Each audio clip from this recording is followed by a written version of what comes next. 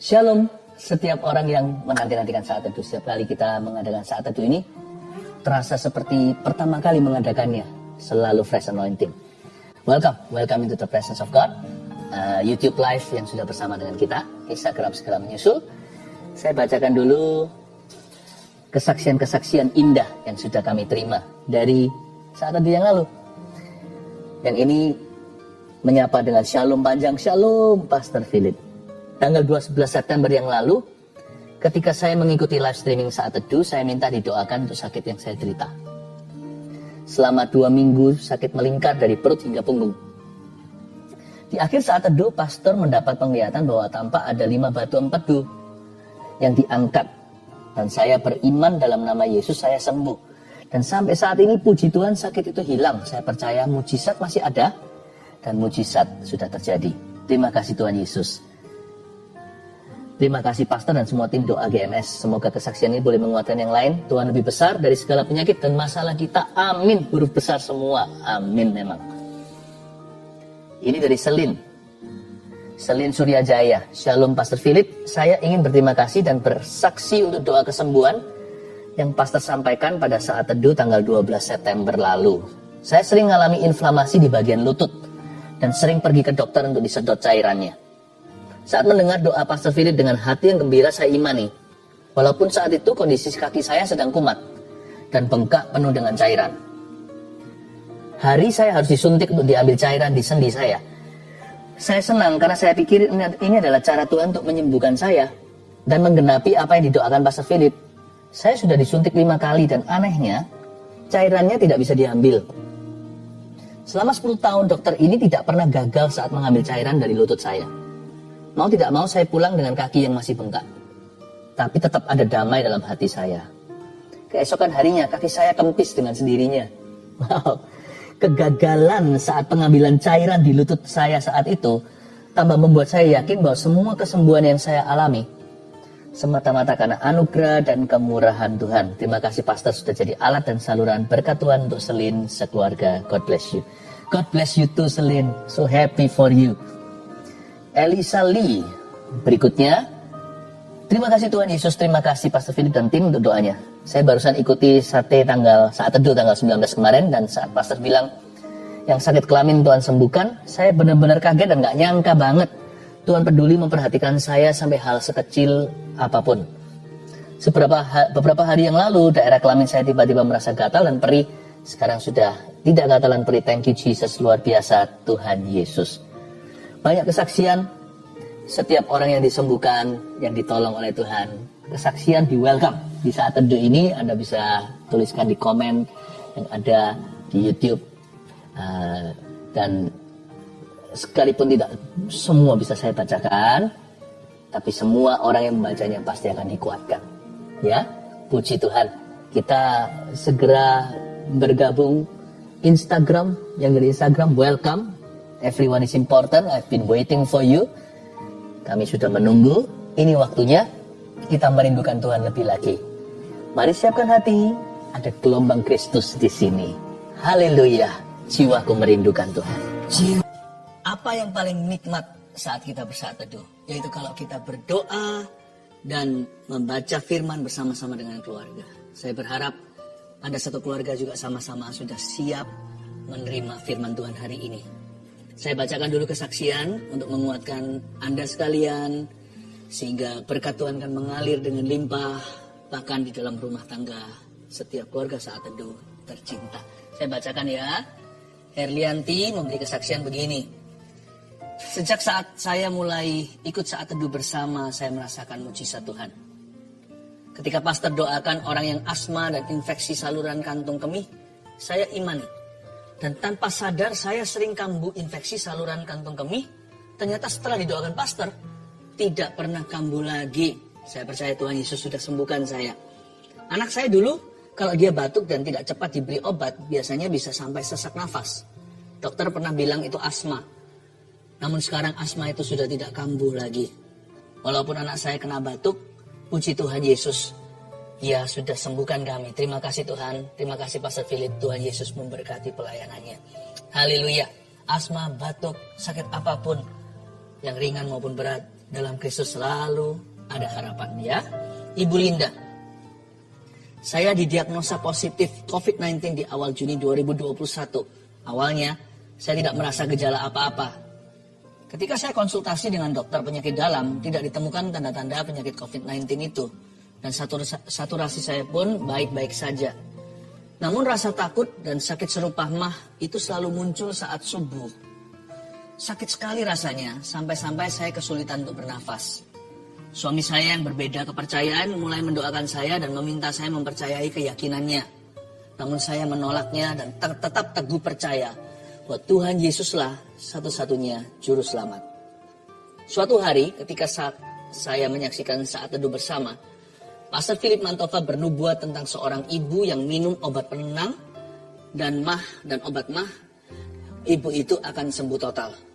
Saya dikuatkan dan beriman bahwa hal itu adalah nubuatan untuk saya.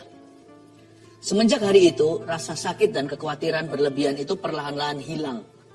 Dan saya sudah jarang minum obat lagi. Jiwa saya makin dikuatkan, terutama melalui persekutuan dalam CG. CG di sini cell group ya. Banyak orang memiliki masalah jauh lebih pelik dari saya, tapi kami semua dapat tetap saling menguatkan.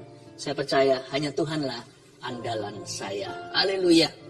Bukan hanya disembuhkan, tapi juga memperoleh komunitas rohani yang saling menunjang. Puji Tuhan ya, saya berdoa juga keluarga Saat Teduh tidak ada satupun yang yatim piatu rohani. Semua akan menemukannya. Saya percaya Tuhan memberi kita rumah, bukan hanya di sorga, tapi juga di bumi ini. Yaitu saudara seiman yang peduli. Elita Siregar. Shalom, saya seorang ibu rumah tangga yang selama 10 tahun dipercayakan Tuhan merawat seorang anak cerebral palsy. Selama 10 tahun itu pula saya terus melanjutkan kuliah. Bukan untuk berkarier, melainkan untuk meneliti anak saya. Pada 7 Juli 2021, anak saya meninggal. Saya hampir depresi. Saya merasa semua yang saya lakukan dan harapkan sia-sia dan ingin mati menyusul anak saya. Dalam kedukaan yang dalam tanpa sengaja tayangan ulang siaran Saat Teduh bersama tentang bebas dari depresi muncul di YouTube. Saya skip, tapi muncul lagi dan lagi. Tanpa minat saya klik dan menonton tayangan itu. Di luar dugaan, firman yang disampaikan saat itu mengubah sikap hati saya. Saya kembali bangkit karena Tuhan belum selesai dengan saya. Kemudian saya ikut ujian CPNS pada tanggal 25 Desember 2021 dan dinyatakan lulus sebagai dosen di salah satu universitas negeri di Depok, Jawa Barat. Saat ini saya yang dahulu hanya seorang ibu rumah tangga telah mulai mengajar di tempat yang baru dan hingga saat ini saya adalah jemaat Saat Teduh bersama Pastor Philip. Haleluya. Puji Tuhan ya, saya hatinya berbunga-bunga kalau mendengarkan kesaksian seperti ini. Ingin segera mencium kaki Yesus dan berkata terima kasih, semua adalah karena perbuatanmu. Kalau orang lain ditolong, keluarga kita juga. Mari kita masuk ke hadirat Allah. Come on guys, let's worship Jesus together.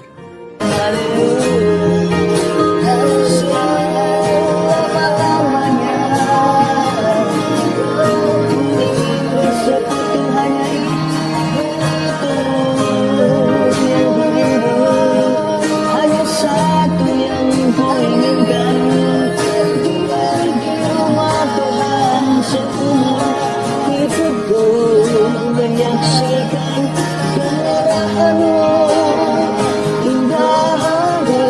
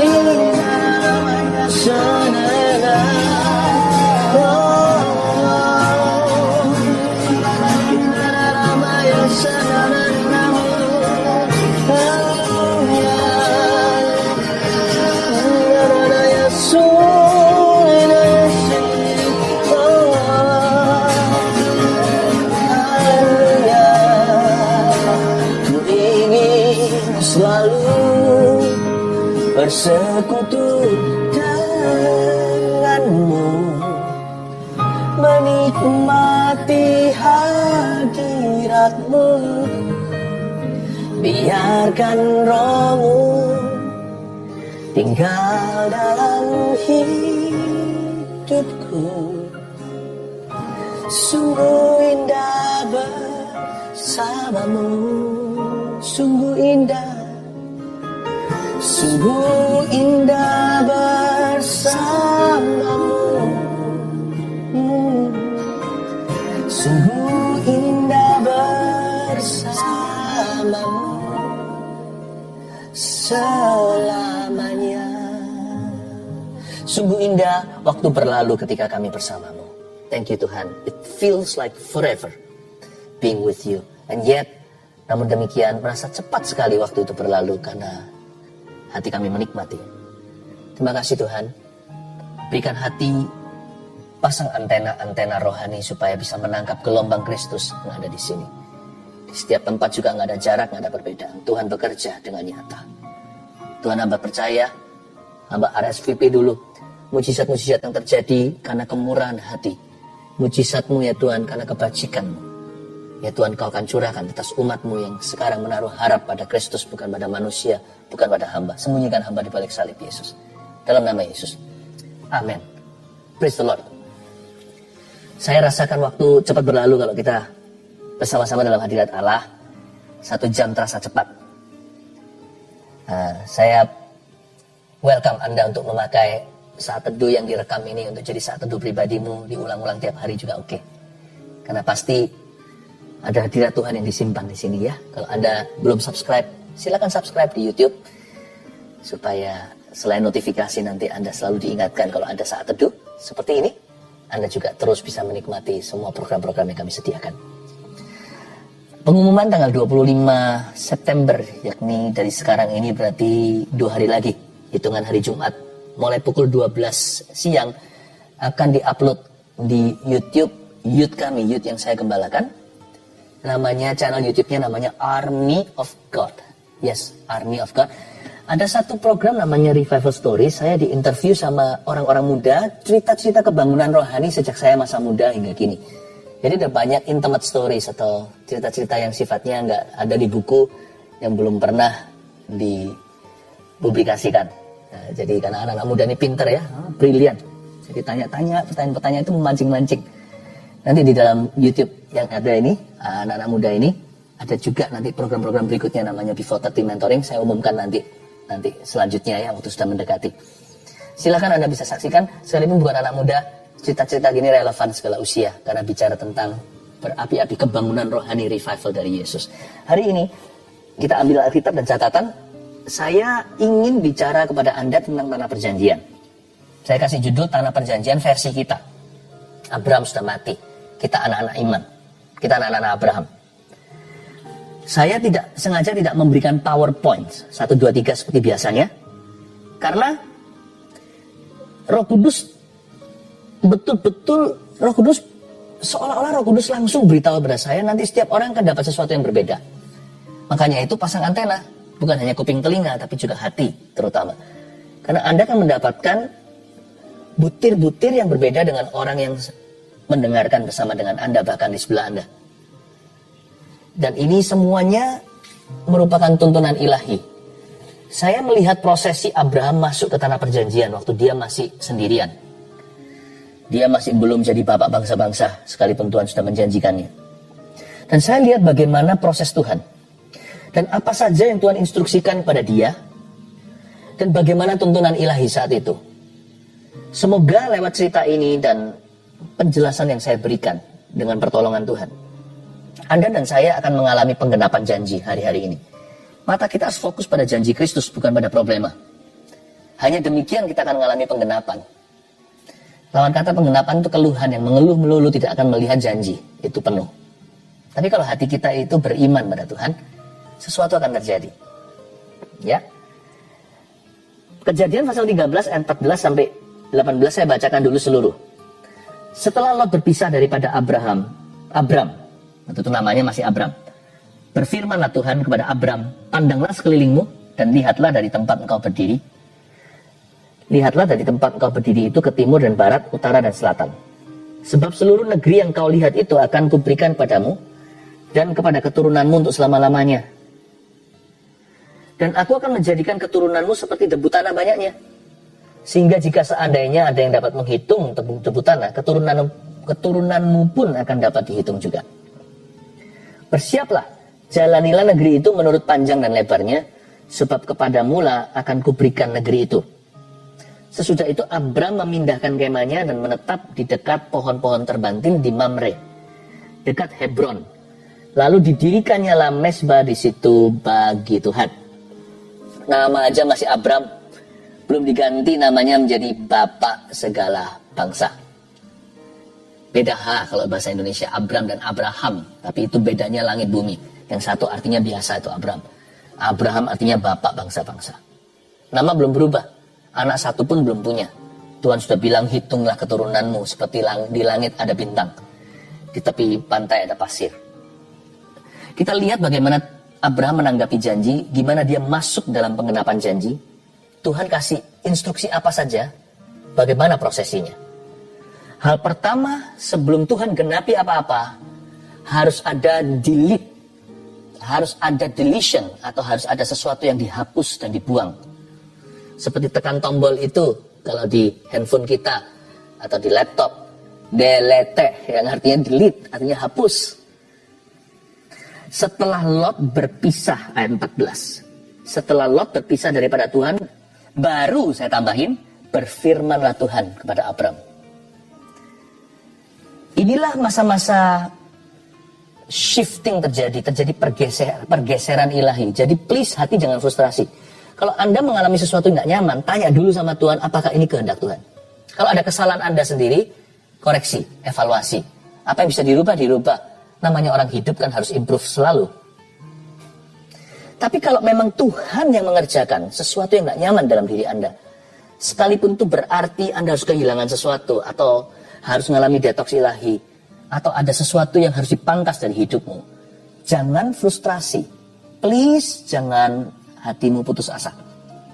Kalau Allah yang mengerjakannya, itu untuk kebaikan Anda. Tuhan akan menggeser sesuatu dulu sebelum melakukan sesuatu yang baru. Itulah shifting season. Musim pergeseran ilahi. Tuhan harus menggeser sesuatu sebelum melakukan sesuatu yang lebih besar dari yang pernah dahulu Anda alami. Bagi Abram, dia harus pisah dengan Lot. Kalau Abram dan Lot ini ceritanya sangat tricky. Jangan dianggap Tuhan bela yang tua atau Tuhan bela yang muda. Ini bukan masalah muda atau tua. Ini masalah benar atau salah.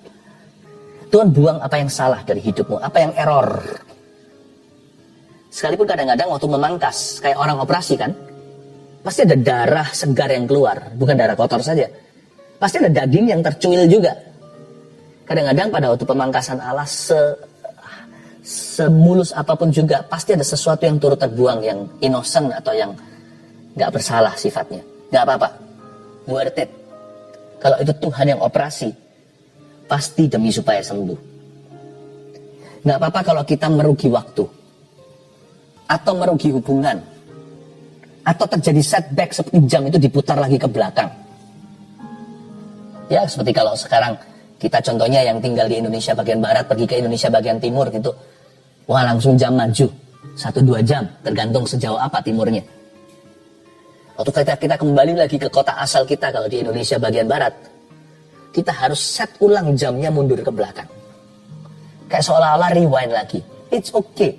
Kalau itu untuk kebaikan, terimalah. Itu berarti demi kemajuan. Pasti ada sesuatu akselerasi di depan. Kalau ada sesuatu yang dibuang. Pastikan Tuhan bisa mengerjakan sesuatu di dalam hidupmu. Jangan tentang. Kalau Allah bekerja, jangan kita itu melawannya.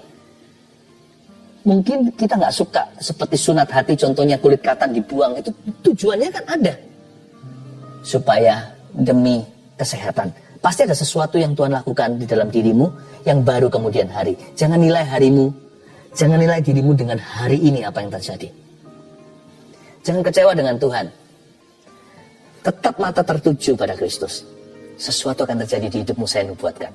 Setelah Lot terpisah daripada Abram, berfirmanlah Tuhan. Kata berfirmanlah Tuhan di sini bukan logos firman yang artinya hanya sekedar tulisan. Alkitab ini tulisan-tulisan firman. Tapi firman-firman di dalam Alkitab yang ditulis di sini adalah untuk kita alami. Nah, firman-firman yang tertulis di sini contohnya di Perjanjian Baru ini bisa melompat ke kita Perjanjian Baru maupun Perjanjian Lama. Berfirmanlah Tuhan itu adalah firman yang diucapkan oleh mulut Allah sekalipun sudah tertulis di dalam Alkitab. Akan ada satu season mendengarkan suara Tuhan. Percayalah, jangan bantah, jangan begini loh. Sebelum mencoba udah gagal. Karena orang itu takut gagalnya. Belum alami, dia sudah bertanya-tanya. Saya nggak berkata bahwa orang kalau percaya Tuhan tidak boleh bertanya sesuatu. Tapi banyak orang bertanya melulu. Diam dan ketahuilah bahwa aku adalah Tuhan. Diam dan dengarlah. Jikalau Tuhan berfirman kepadamu, kata Eli kepada Samuel si kecil itu, kan dia nggak ngerti nih. Kok dengar suara di malam hari? Katakan saja, ya Tuhan ini hambamu. Aku mendengarkan. Here I am, I'm listening to you. Jangan terlalu rumit pikirannya hari-hari ini kalau kita ingin mengalami tuntunan ilahi. Akal budi kita simple saja. Ya Tuhan, kalau engkau mau berbicara, aku ready loh ya. Jangan tanya, nanti bagaimana tahu suara Tuhan yang mana? Bagaimana bedain suaraku dengan suara Tuhan dengan suara manusia? Itu orang yang panik, bingung sendiri. Sekalipun kita itu tenang, kita juga masih belajar kok mengetahui yang mana suara Tuhan. It's okay belajar dari kesalahan. Tapi orang yang panik akan kelewatan. Tenang ya, be still oh my soul. Hai jiwaku, diam dan tenanglah. Tuhan mau berbicara kepadamu. Berfirmanlah, Tuhan akan datang masa mendengarkan suara Allah. And He's gonna do something amazing in your life. Dia akan melakukan sesuatu yang luar biasa. Lalu berikutnya dikatakan setelah berfirman Tuhan kepada Abram, titik 2, pandanglah sekelilingmu. Dan lihatlah dari tempat kau berdiri itu ke timur dan barat, utara dan selatan. Tapi ada kata, pandanglah sekelilingmu. Pasang mata iman untuk melihat apa yang belum selesai di hidupmu. Pandanglah sekelilingmu, itu berarti melihat setiap kesempatan dan berkat-berkat yang pernah hilang dalam kehidupan Anda. Let's believe God. Ada sebuah divine hunger to see God at work in your life. Ada sebuah kelaparan rohani. Ada sebuah desperation, bukan putus asa ya. Ada sebuah keinginan yang menggebu-gebu untuk melihat Allah bekerja dalam hidupmu. Jangan pakai roh pesimis dan negatif seperti ini loh. Mana katanya Tuhan? Jangan cemoohkan yang Maha Kuasa. Percuma kita nggak dapat apa-apa. Yakobus berkata yang mendua hati pikiran tidak dapat sesuatu. Ingat 2 penyamun di kiri kanan. Yang minta dengan simpel aja, Tuhan, kalau engkau datang kembali sebagai Raja, ingatlah saya. Penyamun itu diselamatkan. Yang mati di sebelah Yesus tuh. Yesus bilang apa? Malam ini, petang ini sebelum matahari terbenam, istilahnya. Kamu dan aku sudah di Firdaus. Tuhan mati dulu lalu penyamun itu. Tuhan sudah tunggu dulu. Jadi Tuhan waktu pertama kali, waktu mati hari itu di Firdaus, langsung ke Firdaus untuk ketemu Bapa. Tuhan bawa satu jiwa langsung straight from the cross. Sebelum Injil diberitakan, hari itu pada waktu penyaliban, ada satu jiwa Tuhan bawa, orang paling berdosa yang layak mati dihukum dengan cara yang paling berat, yaitu penyaliban. Karena Tuhan kan tanpa salah. Orang itu kan pembunuh, orang itu kan perompak. Luar biasa ya cerita ini. Cukup orang itu minta dengan rendah hati, Tuhan ingatlah saya, please remember me. Tuhan bilang sore ini kita di Firdaus sama-sama. Ajaib. Tapi lihat penyamun yang satunya. Terlalu banyak bicara dan seharusnya dia bicara seperlunya. Dia mau kok nggak ngomong gitu aja. Dia butuh, kenapa tidak mengaku? Pakai cara ejek-ejek, tantang-tantang, dipanas-panasi. Tuhan itu nggak bisa diprovokasi. Tambah diprovokasi, sakit sendiri seperti menendang kaki ke dinding atau ke batu karang yang teguh. Yang satunya berkata, katanya engkau anak Allah. Kalau engkau memang anak Allah, selamatkan dirimu, selamatkan aku. Katanya engkau berkuasa. Tuhan gak bisa digituin. Gak bisa. Pandanglah sekelilingmu. Katakan pada Tuhan, Anda rindu Allah bekerja seperti apa di hidupmu. Kasih ruang kedaulatan Allah bisa bekerja lebih dari itu. Jangan bubuhkan titik di akhir doamu setelah engkau berkata dalam nama Yesus, amin. Tetap hati harus ternganga, terbuka. Let your will be done. biar kehendakmu yang jadi. Tapi hati harus optimis, jangan pesimis. Katanya engkau bilang aku sembuh, mana sembuh? Engkau bilang kau akan menolong keluargaku, mana sampai sekarang kami sengsara? Jangan digituin Tuhan Yesus. Si penyamun yang satu tuh gak masuk Firdaus. Tuhan mau diejek, mau direndahkan. Apakah Tuhan tuh emang seseorang manusia yang bisa kita tantang, lalu dia panas, terpancing emosinya gara-gara kita, lalu dia buktikan dirinya? Itu ada begitu. Siapa menghinanya, makan batunya. Tuhan mau dihina, mau direndahkan, dia tetap Tuhan yang maha tinggi. Kita mau menghina Tuhan, kita tetap adalah manusia yang rendah. Belajar dari penyamun yang satunya. Pandanglah sekelilingmu itu. Katakan, pasang mata iman. Tuhan, I want to see you at work in my life. Aku ingin kau bekerja dalam bisnisku. Aku minta dalam nama Yesus, rendah hati. Tuhan, aku ingin kau bekerja dalam pernikahanku. Aku percaya suamiku bisa kenal Yesus. Sekarang dia penyembah berhala. Cepat lambat ya Tuhan. Doa istri akan didengarkan oleh Allah. Tuhan, aku ingin kau bekerja dalam kehidupan anakku yang kena narkoba. Pasti dia akan bebas dari candu ini. Sebab orang yang kenal Yesus lebih kecanduan dengan sorga, tidak perlu barang-barang fana. Tuhan, gantikanlah berhala itu dengan Allah yang hidup dalam hidupnya. Cukup minta, pandanglah sekelilingmu, buka mata iman. Lihat. Ya, coba pegang matanya seperti ini. Katakan, bukakan mata rohaniku. Bilang begitu. Open the eyes of my heart. Buka mata rohaniku Tuhan. Beriku mata iman dalam nama Yesus. Amin. Pandanglah sekelilingmu dan lihatlah dari tempat engkau berdiri. Jangan asal memandang sembarangan, tapi pandang dari tempat engkau berdiri. Jangan asal melihat. Orang yang hatinya salah, dia akan lihat hal-hal yang salah pula. Lihat kan, kalau orang suka cari kesalahan, selalu lihat kesalahan. Betul atau enggak? Makanya pernikahannya enggak pernah beres tuh. Karena orientasi hatinya tidak benar. Dia cari kesalahan pada pasangannya. Orang kalau lihat terus lubang donatnya, ya selalu rasa kurang. Padahal kalau kita lihat gembala kita, Mazmur 23, Tuhan adalah gembalaku, tak akan kekurangan aku. Padahal dia punya kebutuhan, gak ngerasa kekurangan karena matanya tertuju pada persediaan Allah. Pada janji-janjinya juga. Jangan asal memandang, nanti salah. Nanti kita salah minta karena salah hati pula. Pandanglah sekelilingmu dan lihatlah dari tempat engkau berdiri. Saya tanya sama Anda berdiri di mana dalam hidup ini? Anda berdiri pada roh dan kebenaran atau pada kedagingan? Anda berdiri di jalan orang fasik atau Anda berdiri di nasihat orang benar? Hatimu di mana? Hartamu berada. Ya, hartamu di mana maksudnya hatimu berada. Tahu nggak? Hatimu di mana? Akan pengaruh Anda melihat apa. Orang yang hatinya salah, dia akan melihat perkara-perkara setan. Orang yang hatinya salah akan melihat hal-hal duniawi semata-mata. Tapi orang yang hatinya dalam hadirat Allah, makanya saat teduh seperti ini penting sekali. Tuhan akan menuntun matanya untuk melihat yang dunia tidak kelihatan. Makanya Abraham itu matanya tertuju ke tanah Kanaan. Padahal tanah gersang, sarang lalat, sarang penyamun pula. Tempat itu penuh musuh. Orang Het Amori mempersembahkan bahkan bayi sendiri untuk berhala dan membunuhnya di dalam api. Ini sungguhan terjadi dalam sejarah. Apa yang Abraham lihat pada tanah Kanaan? Sekarang kedengarannya keren, tanah perjanjian. Dulu tempat angker itu. Orang lihat masalah, Abraham lihat janji. Orang lihat problema, Abraham lihat solusi. Mata orang ini plus sekali ya. Bukan plus maksudnya abnormality.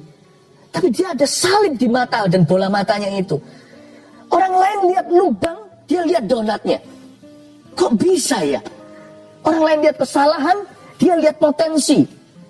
Seperti Tuhannya. Waktu Tuhan ketemu Gideon, malaikat Tuhan berkata apa dengan M huruf besar? Itu Yesus Kristus penampakan di perjanjian lama. Hai pahlawan yang gagah perkasa, Gideon berkata, kalau saya pahlawan, kenapa saya menyembunyikan diri dari Midian? Di tempat mestinya pengirikan anggur, saya injak-injak gandum di situ, saya tumbuk. Kenapa saya harus bersembunyi di tempat yang tidak berfungsi? Tuhan lihat seorang pecundang, tapi Tuhan bisa memandang potensi bahwa orang ini dengan 300 orang akan porak-porandakan ratusan ribu Midian. Abraham melihat Kanaan, dia melihat tanah perjanjian. Karena tempat berdirinya beda. Dia nggak juling rohani. Dia tempat berdirinya, arah anginnya benar, yaitu firman. Dia berdiri pada roh dan kebenaran. Penting sekali Anda punya pendirian dalam Kristus. Itu yang membuat permintaan kita beda. Karena Alkitab berkata, doa orang benar loh ya. Bukan hanya dengan yakin didoakan sangat besar kuasanya. Jangan-jangan doa jadi mantra. Sebelum ada dengan yakin didoakan sangat besar kuasanya, ada kata doa orang benar, itu status. Pendirian di mana engkau berdiri. Lihatlah dari tempat engkau berdiri. Kalau kita berdiri sebagai orang benar, dengan yakin kita doakan, sisa satu langkah, beriman, terjadi sesuatu yang luar biasa. Jadi doa bukan mantra. Saya kalau doa dengan cara begini, bertele-tele, panjang seperti orang Farisi, maka doaku didengarkan. Bukan. Apa yang membuat doa terhalang? Karena orang itu nggak benar.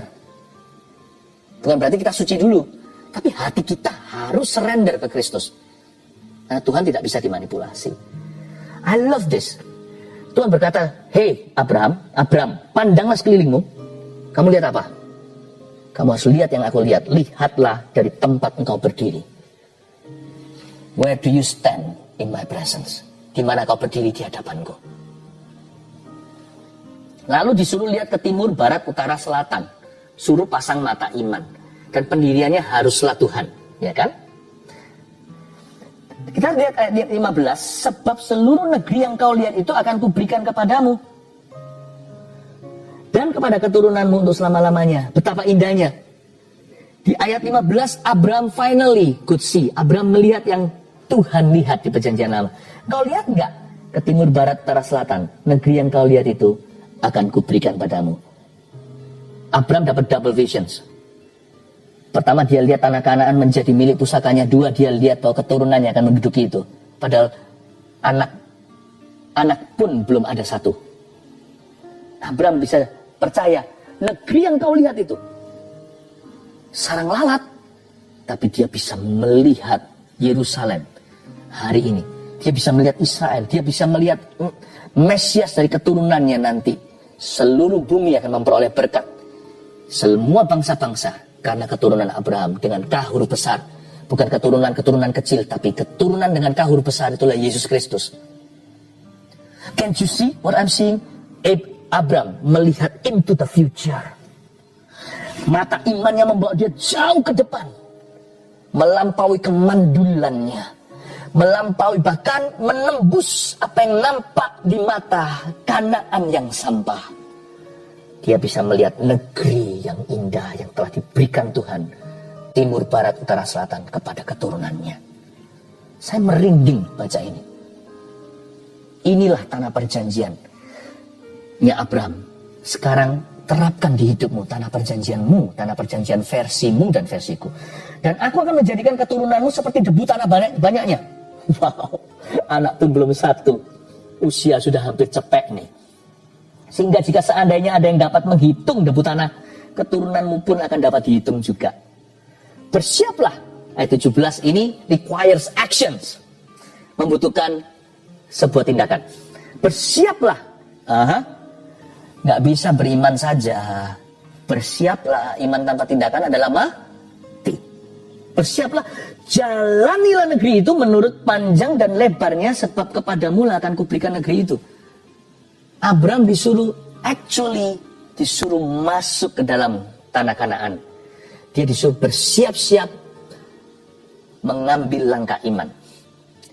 Dengan kata lain di ayat 17 Tuhan berkata pada Abraham hambanya, Abraham, jangan takut menjalani apa yang belum pernah kau lalui, sebab aku Tuhan menyertaimu. Kamu tidak perlu visa untuk perkara baru. Kalau aku bersama denganmu, aku akan ajari dirimu selangkah demi selangkah.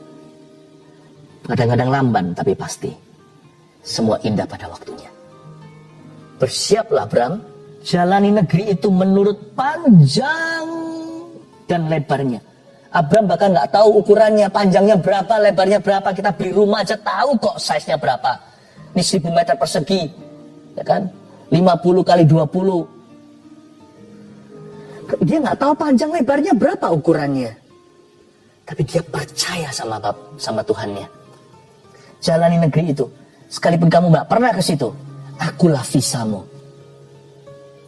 Iman, kata Ibrani, adalah dasar dari segala sesuatu yang kita harapkan.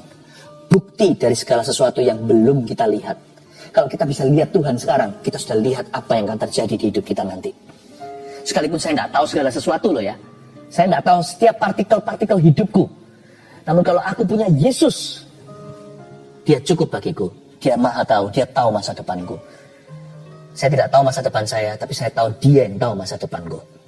Yesus namanya. Bersiaplah, jalani negeri itu menurut panjang dan lebarnya. Jangan takut kau lalui tempat yang tidak pernah kau ke situ. Ada banyak di antara kita hari-hari ini mengalami perkara baru karena terpaksa. Pekerjaan baru, new normal katanya.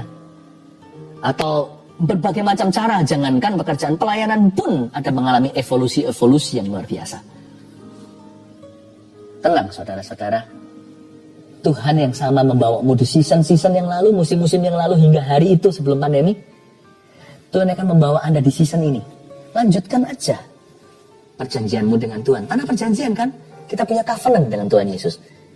Dia yang sama, gak pernah berubah dahulu sekarang selamanya, akan membawamu ke masa depan. Bagi kita, segala sesuatu seolah-olah sekarang itu new. Bagi Tuhan, tidak ada yang baru. Tuhan tahu segala sesuatu. Jadi orang yang menggandeng Yesus, siap untuk menghadapi hari esok. Sekalipun dia gak tahu hari esok ada apa di depannya. Jalani. Ayat 18, ayat terakhir. Sesudah itu Abram memindahkan kemahnya. Wow! Ini saya kagum. Kayaknya kita baca kok biasa ya. Anda sadar gak? Abraham langsung pindahkan kemahnya. Ada plan of action langsung. Ada tindakan iman. Ada perencanaan yang langsung ditindaklanjuti. Ada follow up.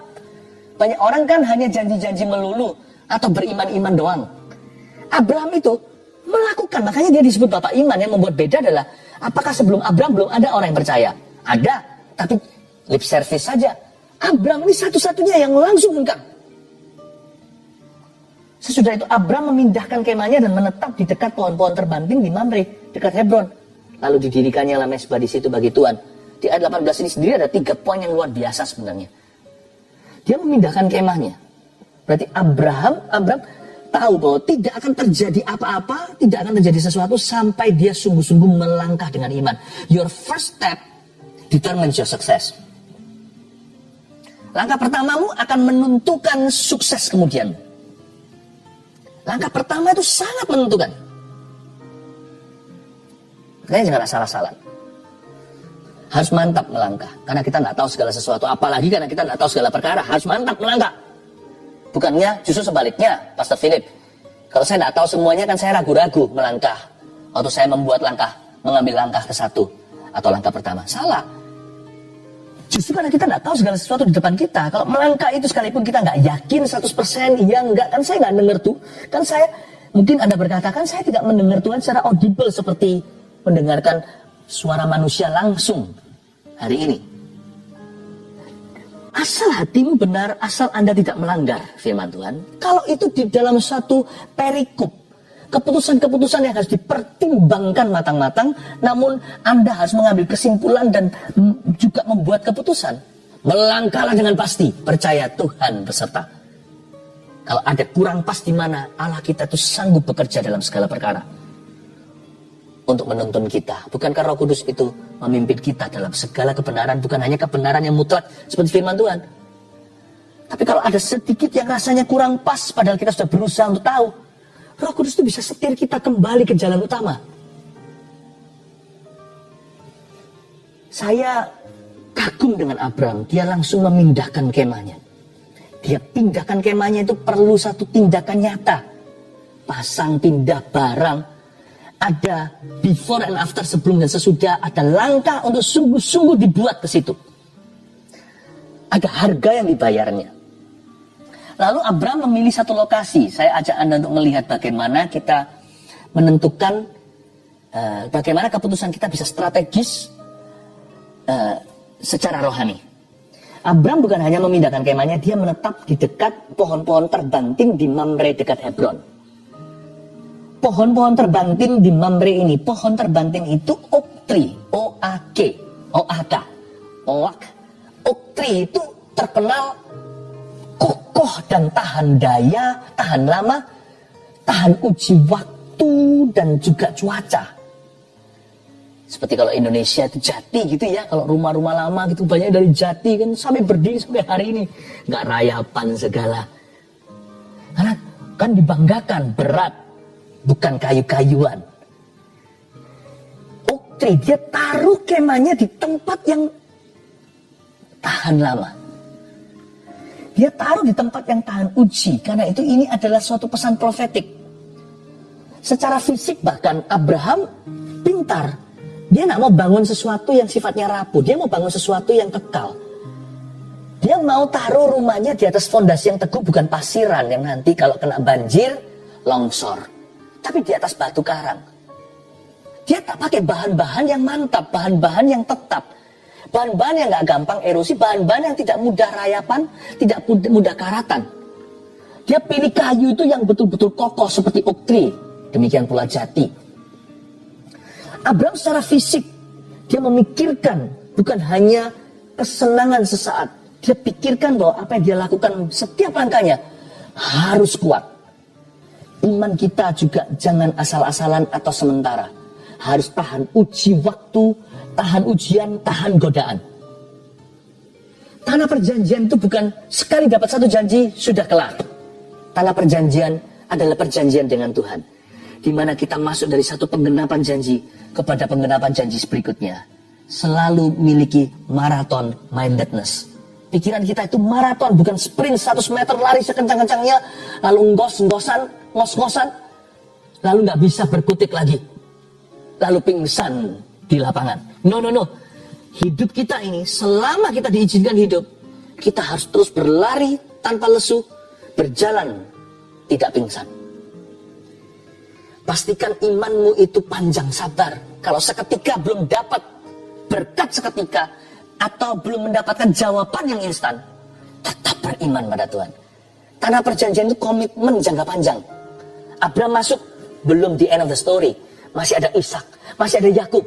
Yakub pun nanti dituntun keliling dulu pergi ke Mesir dengan keturunannya. Nanti kemudian setelah Yusuf mati, kemudian hari keturunannya yaitu Musa dari suku Lewi membawa bangsa Israel kembali lagi keluar dari Mesir, dan Yosua membawa kembali lagi masuk ke tanah Kanaan.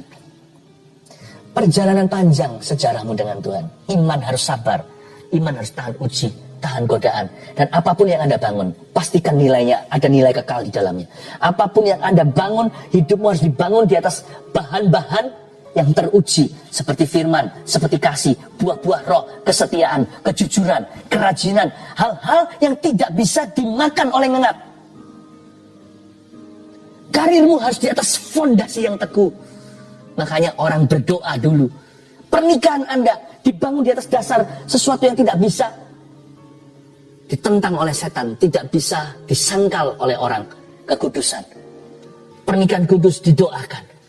Firmanlah yang menguduskan hubungan. Pastikan apapun yang Anda bangun, dibangun dengan materinya Tuhan. Terakhir, dengan ini saya selesai. Lalu di dekat Hebron, lalu didirikan mezbah di situ bagi Tuhan.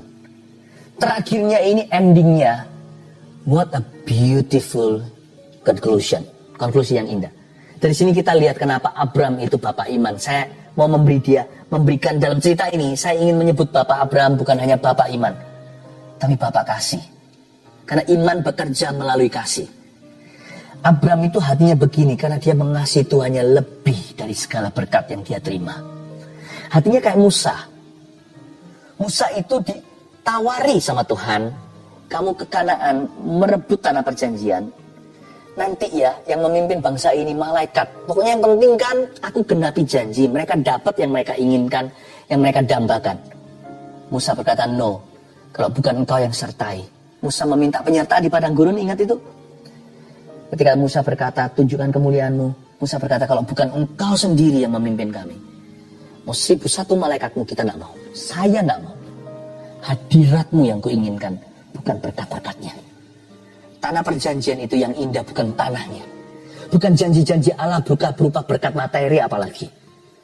Bukan penggenapan janji itu yang memukau hati. Abraham mendirikan mezbah di situ bagi Tuhan. Peduli amat janjinya kapan digenapi, kapan dia dapat anak, kapan dapat Ishak. Peduli amat kapan penduduk Kanaan yang jahat itu akan diusir dari tanah itu dan diserahkan kepada orang-orang 12 suku Israel keturunannya nanti. Dia tidak menunggu sampai berkat itu tiba, baru dia berkata sama Tuhan, aku mengasihimu. Langsung di tempat dia bangun mezbah. Mezbah itu bunyinya I love you. Abraham mati, hanya lihat satu putra, Ishak. Ya kan, Ismail satunya, jangan dihitung karena bicara tentang anak perjanjian, bukan? Sekalipun dihitung semua pun tidak seberapa. Abraham tidak menjadi bapak semua bangsa seperti yang Tuhan janjikan. Keturunannya bisa dihitung dengan jari jemari kita. Jangankan menghitung seperti bintang di langit atau pasir di tepi pantai. Nanti janji itu baru digenapi setelah dia mati. Tapi Abraham sudah jatuh cinta dulu dengan Tuhan. Dia berkata, I love you no matter what. Dia nggak peduli kalau janji itu sudah datang. Dia berkata, aku mengasihimu Tuhan. Didirikan mezbah di situ bagi Tuhan. Ingatlah, hubunganmu dengan Tuhan melebihi apa yang Tuhan bisa berikan kepadamu dalam hidup ini, dalam hidup kita yang sementara ini. Apapun yang kita bisa terima dari Tuhan Yesus sekalipun, segala sesuatu kecuali keselamatan, di samping keselamatan, segala yang lain itu hanya tambahan. Yang kerajaan cuma satu, hubunganmu dengan Tuhan alias keselamatan. Carilah itu. Dan kebenarannya. Semua itu ditambahkan atau tidak ditambahkan. Jangan berubah hatimu pada Tuhan. Dirikan mezbah itu hari ini pada Tuhan dan katakan, I love you. Digenapi atau tidak digenapi. Aku dijawab atau tidak doanya. Dikasih atau tidak dikasih. Dikabulkan atau tidak dikabulkan. I love you. I belong to you. Aku mengasihimu. Aku milikmu. Inilah tanah perjanjian versi kita. Mari kita siapkan hati kita untuk masuk lebih dalam lagi. Nah, saudara yang mau mengirimkan permohonan doa segera, kita sama-sama imani ya. Nanti saya akan tumpang tangan di tablet ini. Saya tunggu sampai Anda masukkan semua permohonan doa Anda dengan iman. Anda berdoa ke Tuhan, bukan ke kami, bukan ke saya. Kita akan sama-sama bawa di hadirat Tuhan di saat teduh ini. Kita akan sama-sama memohon di hadapan Tuhan Yesus dan beriman percaya untuk menerima bagi kehidupanmu. This is prayer time. Ini waktunya untuk berdoa. Permohonan doa sudah ada di tangan saya. Sementara berjumlah 5.855. Kita akan tumpang tangan. 5.800, 5.900 sekarang kira-kira yang sudah masuk dalam tangan yang ada di sini, yang sudah dilaporkan. Mari kita sekarang tumpang tangan. Ulurkan tangan ke depan, di depan layar Anda. Percaya bahwa doa orang benar dengan yakin itu akan sangat besar kuasanya. Saya akan tumpang tangan, dan tangan berlubang paku itu yang akan menjamahmu. Mari kita yakin, sebab doa adalah kepada Tuhan. Mari kita bawa bersama-sama, kita imani sekarang. Kita sama-sama minta semua Tuhan Yesus yang berjanji itu setia akan menjamah setiap orang yang membutuhkan. Tuhan, terima kasih. Hamba berdoa di dalam nama Tuhan Yesus Kristus. Untuk 6.000 sekian orang yang sekarang terus menanti-nantikanmu. Jamah ya Tuhan, sakit penyakit itu Tuhan aku berdoa Kau angkat dan sembuhkan. Demi nama Tuhan Yesus Kristus tidak ada yang mustahil bagi Tuhan. Kami percaya kami menerima ya Tuhan Yesus kesembuhan ilahi. Balsam Gilead, bilur Yesus yang menyembuhkan itu. Tapi lebih di atas segalanya, lebih dari segala sesuatu. Mujizat terbesar Kau beri. Detik ini juga hamba percaya banyak orang yang selama ini hanya KTP-an dan asal-asalan. Apalagi yang sama sekali belum pernah menerima Yesus sebagai Tuhan. Dan bukan dari keluarga yang sudah mengenal kasih Yesus. Aku berdoa saat ini juga terjadi gelombang kelahiran baru. Di mana-mana orang menyaksikan ya Tuhan, yang kebetulan ada di samping seseorang yang menyalakan saat teduh ini. Let them be born again. Biar mereka dilahirkan kembali oleh Roh Kudus. Dan firman yang keluar dari mulut Tuhan tidak akan kembali sia-sia. Yang ditabur itu hati akan tumbuh 31 kali ganda. Tuhan Yesus selamatkan setiap jiwa. Sembuhkan setiap sakit penyakit, tidak satu persatu hamba bisa sebutkan. Tapi satu persatu Engkau sudah paku di kayu salib itu. Hamba berdoa untuk setiap pekerjaan umat-Mu ya Tuhan Yesus. Janji-Mu atas pernikahan mereka. Janji-Mu ya Tuhan atas keluarga rumah tangga mereka. Janji-Mu Tuhan atas karir mereka. Tuhan, I gently, humbly remind Thee, untuk mengingatkan Tuhan yang tidak pernah lupa. Tapi Kau memberi kami sarana doa agar kami aktifkan dan praktekkan iman kami. Terima kasih Tuhan, kami terima dengan iman di dalam nama Tuhan Yesus Kristus. Tangan turun. Ada satu orang yang sudah 1,5 tahun ini didiagnosa mengidap HIV. Dan tubuh Anda sekarang semakin terpuruk keadaannya. Kayaknya bukan hanya kamu, tubuhmu mulai lemah, antibodimu tidak ada. Tuhan Yesus menyembuhkan Anda. Detik ini juga saya rasakan kuasa Tuhan di badan saya bahkan. Saya tidak tahu Anda siapa, tapi saya hanya percaya kalau Roh Kudus mengatakannya, membisikkan ke telinga saya imani dan yakin. Orang itu sekarang sedang mendengarkan urapan Tuhan sedang menjamahmu. Terimalah urapan Roh Kudus itu. Oh my, thank you Lord, thank you Lord, thank you Lord. Ada kaki satu orang yang kena benda tajam semacam paku, berdarah, ada lubangnya. Anda obati sendiri di rumah, tapi juga nggak pernah kering-kering. Saya tidak tahu apakah ada kondisi badan Anda sehingga luka tidak bisa kering. Tetapi saya lihat lubang itu sekarang menutup di dalam nama Yesus Kristus. Kering dan menutup. Anda sekarang dibalut seperti sama perban seperti itu. Dengan berbagai macam obat-obatan yang Anda kasih di sana. Tapi sekarang juga Tuhan sembuhkan semua obat itu sekarang. Selama ini tidak bisa mengeringkan luka Anda. Tapi sekarang Tuhan Yesus menghembusi dengan Roh Kudus-Nya. Bagian luka basah itu sekarang kering seketika di dalam nama Yesus. Terima kasih Roh Kudus. Mari angkat tangan kita sama-sama untuk menerima berkat. Setelah ini kita nyanyi satu lagu. Sebuah lagu lama sudah dipersiapkan, betapa indahnya nostalgia. Hadirat Allah tidak berubah. Terimalah berkat dari Allah Bapa, kasih karunia dari Yesus, pengurapan dari Roh Kudus menyertaimu. Setiap anggota keluarga Saat Teduh. Jesus loves you. Haleluya. Amin. Welcome di Saat Teduh yang sudah dinanti-nantikan semua orang. Hari ini kita mau masuk hadirat Tuhan, minta Tuhan menguji hati kita, sehingga hati kita senantiasa dibersihkannya. Sebelumnya saya bacakan kesaksian terlebih dahulu untuk menguatkan iman setiap orang yang berkumpul dengan sesuatu. Yang ini dari Jasmine di New York. Shalom Pastor Philip dan tim. Saya tinggal di New York hampir 10 tahun bersama keluarga.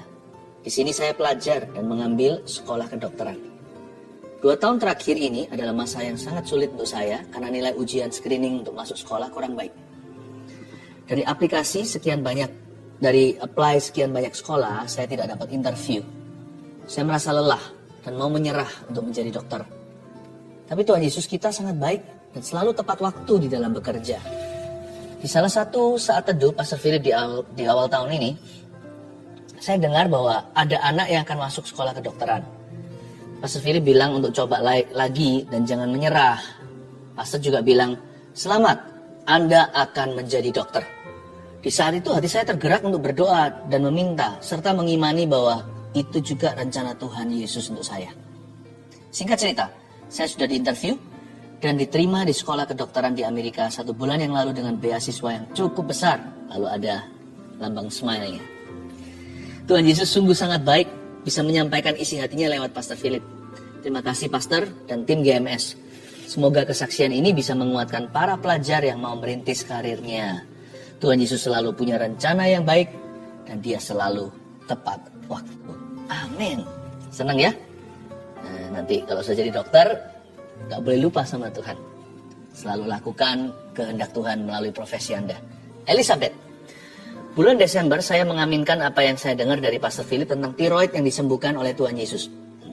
Waktu itu hasil ekografi tiroid stadium 4. Karena banyak masalah, saya menunda cek ke dokter spesialis. Tapi saya percaya Tuhan sanggup sembuhkan. Tepatnya tanggal 29 Maret saya akhirnya ke dokter spesialis dan saya melakukan tes scintigraphy pada 6 April di rumah sakit. Puji Tuhan, hasilnya menunjukkan tidak ada tiroid. Semuanya normal. Sungguh tidak berkesudahan. Kasih setia Tuhan. Terima kasih Pastor Philip dan tim atas pelayanannya. Lisa Anggraini. Saya ingin bersaksi tentang kebaikan Tuhan. Sekitar awal Maret, saya terserang vertigo yang sangat parah sehingga harus dilarikan ke rumah sakit untuk dirawat sementara. Setelah itu rasa pusing dan sakit di kepala tidak kunjung hilang selama 2 minggu.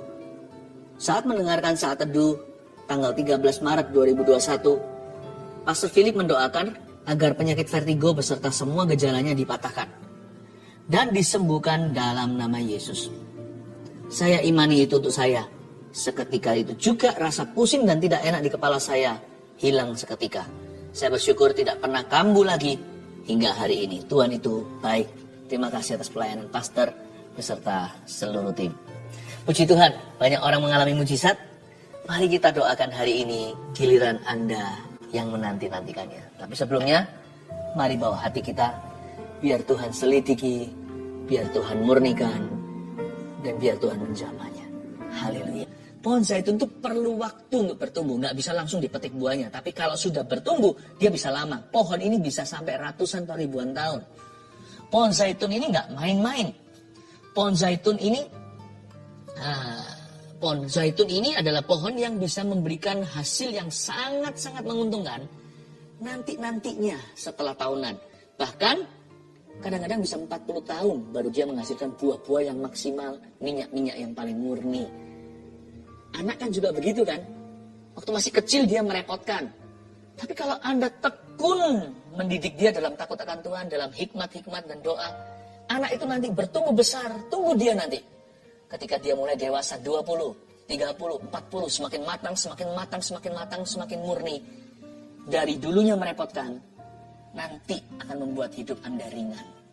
Anak yang bijaksana meringankan hidup ayah ibunya. Anak-anakmu seperti tunas pohon zaitun di sekeliling mejamu. 1, 2, 3, keluarga yang bahagia itu seperti apa? Yang kepala keluarganya takut mendukakan roh Allah. 2, yang istrinya penuh kasih dan kaya dalam perbuatan baik. 3, yang anak-anaknya bertumbuh dalam kebenaran firman. Saya percaya Anda diberkati. Amin. Mari kita sama-sama kembali menghampiri tahta Allah. Haleluya. Saya merasakan dalam roh saya ada sebuah seruan. Saya tahu itu bukan Roh Kudus tapi roh saya. Tapi kalau saya dekat sama Tuhan, saya percaya apa yang diutarakan oleh roh saya pun Tuhan akan dengarkan. Ada kata-kata menjerit begini. Keluarga Saat Teduh kali ini akan berhasil. Untuk keluarga Saat Teduh yang ingin ada program untuk punya anak, dibantu dengan medis, dan bahkan dokternya pun adalah seorang anak Tuhan. Don't worry. Seruan dalam roh saya dengarkan, kali ini akan berhasil. Saya berdoa dalam nama Yesus, Tuhan bisa memberikan lewat mujizat. Tapi kadang-kadang Tuhan memberikan sesuatu yang progresif. Ada waktunya Tuhan memberikan secara supranatural. Juga datang saatnya di waktu kita kadang-kadang. Sesuatu yang alami terjadi lewat pertolongan. Itu pun pertolongan Tuhan. Segala pertolongan itu datang dari Tuhan. Keluarga Saat Teduh yang sedang memprogramkan untuk bayi, kali ini kau akan berhasil. Dalam nama Yesus. Terima kasih Tuhan. Semua orang yang mengharapkan anak juga, yang meminta mujizat. Sekarang juga percaya suami istri yang belum dikaruniai. Tadi waktu saya kasih ilustrasi 9 tahun tadi, ternyata memang ada yang 9 tahun sudah menunggu, belum dapat. Dan Anda yang bukan 9 tahun, Anda bisa sama-sama dompleng iman. Gak apa-apa, kita juga ikut. Seperti wanita Sirofenisia, remah-remahnya pun, anjing pun makan dari apa yang jatuh dari meja Tuhan. Saya percaya ini juga untuk saya. Siapapun yang berdoa hari ini untuk keturunan yang belum mendapatkannya sekian lama, mari kita berdoa dalam nama Yesus. Bapak, aku imani suara bayi di rumahnya pasangan ini. Dalam nama Yesus berikan Tuhan tunas-tunas pohon zaitun di sekeliling meja mereka. Mulai hari ini jangan kasih satu saja, beri lebih Bapak. Dalam nama Yesus Kristus, bahkan akan ada yang mengandung twins. Padahal tidak ada sama sekali sejarah anak kembar dalam keluarganya. In Jesus name. Dalam nama Yesus. Terima kasih Tuhan. Kami mengucap syukur padamu semua yang memasukkan permohonan-permohonan doa lewat live chat dan komentar di kolom komen. Saya berdoa semuanya untuk mengulurkan tangan ya. Kita sama-sama mengulurkan tangan. Dengan demikian kita seperti bergandeng tangan. Bapa, aku tumpang tangan dalam nama Yesus. Hamba minta ya Tuhan, mujizat yang dinanti-nantikan untuk mereka. Hari inilah hari yang dijadikan Tuhan. Mari kita bersuka cita di dalamnya Tuhan. Bapa yang baik, aku percaya keluarga Saat Teduh masing-masing memperoleh satu rahmat dari Engkau. Hari ini ketika kami Saat Teduh bersama. Kasih satu rahmat, kasih satu berkat. Dalam nama Yesus. Haleluya. Haleluya. Amin.